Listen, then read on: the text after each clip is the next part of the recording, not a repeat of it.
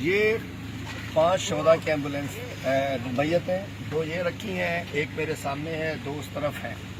मैं कहना चाहता हूँ कि न जाने क्या हो गया, शर्म नहीं आ रही है किसी को कि लाशों की बेइज्जती करने पर एम्बुलेंस में 28 घंटे से लाशें पड़ी हैं।